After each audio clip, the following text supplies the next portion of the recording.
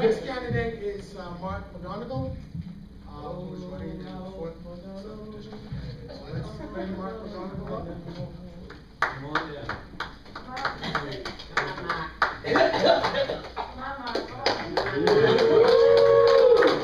Red card. So I think the ground rules were explained, and a couple of minutes opening statement, some Q&A, and Very good. Thank you very much. I believe everybody already got a palm card, but if you do need some additional information, I can pass those around. I think everyone's got one. Here you go, Lon. But my name is Mark McGonagle. I'm a candidate for state representative in the 4th Suffolk District. For those of you that might be unfamiliar with the district, it includes all of South Boston and some parts of Dorchester as well. Harbor Point is in the district. The Polish Triangle, the area commonly referred to as the Polish Triangle between Dorchester Ave and Boston Street is in the district, and also one part of the Newmarket Square area, precinct 8-6, over by 1010 Mass Ave is also in the district. I am a lifelong resident of South Boston, born and raised on Dorchester Street, and I now live on Telegraph Street with my wife Katie and newborn son Andrew. We just became parents 2 months ago. Thank you all very much. My wife is until she moved to South Boston just recently, is a lifelong resident of Dorchester. She was raised in the Harbor Point section of Dorchester, which is conveniently also part of the district.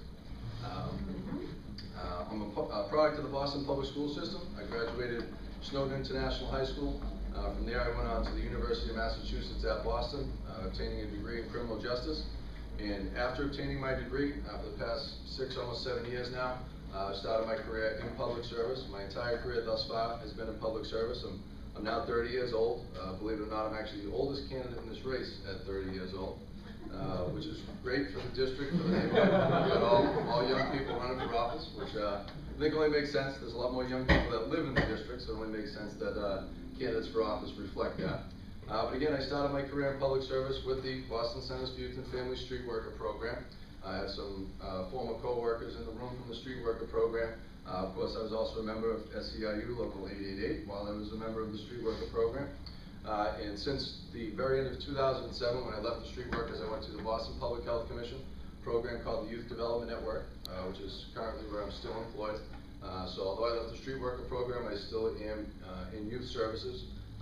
Both instances working to connect young people to job training programs, getting back in school or preparing for college, oftentimes, particularly in my district in South Boston, parts of Dorchester, dealing with substance abuse issues. And that's why I decided to get in this race. You know, I've been in public service thus far in my career.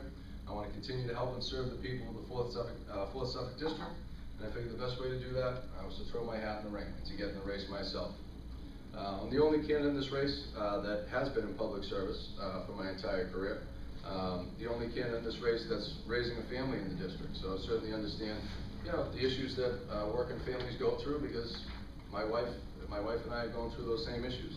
Whether it's affordable housing, which is a very serious issue in the 4th Suffolk District. That's very personal to my wife and I. We're now renting our place on Telegraph Street. We're both college graduates, we both work full-time, but we cannot afford to buy a home in South Boston or anywhere in the district right now. So we're renting. So it's certainly very personal to me, whether it's substance abuse issues. That's also very personal to me. I've had family members, very good friends that have been caught up in drugs and things like that. The young people that I've worked as a case manager for. I've driven countless kids to detox. You know, and I think that's the type of person we need on Beacon Hill. I'm not the typical candidate for office, and that I've never worked for a politician. I've never organized a political campaign. I have worked on some campaigns for candidates I believed in, but I've been a lead organizer, more of a volunteer, you know, a drop guy or something like that, you know. But I think that's the type of person we need on Beacon Hill. Someone who understands the issues of the district. One, because I grew up there, but two, because I've spent my career thus far working on behalf of the people of the 4th Suffolk District. Working on the hardest issues that we face and dealing with them hands-on. So thank you very much for your time. I can guarantee you that I've been the hardest worker in this race thus far. If I'm fortunate enough to be elected, you know, I'll certainly be the hardest worker for all of you. Billy Allen, I should mention, who's a member of Local 888, is not just a supporter of mine. He's actually on my committee as well. My committee is made up of 13 members. Billy Allen is on my committee. It's made up of all union workers. It's seven tradesmen, and other folks from various other service unions. I've also received the, among other endorsements, I won't list them all, but I do have another SEIU endorsement, $11.99. I just received that 2 weeks ago, so I'm of course very happy about that. But I would certainly ask for your support as well. So if there are any additional questions, I'd be happy to answer them. Thank you very much.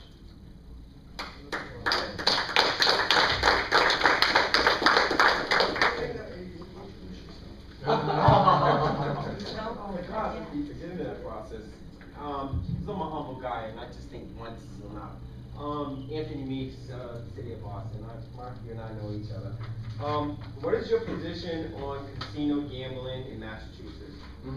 What steps will you take to ensure that any jobs created by the introduction of casino gambling meet prevailing wages and requirements? And thirdly, and I'll repeat the questions again if you need, would you actively support unionized efforts at privately run casinos?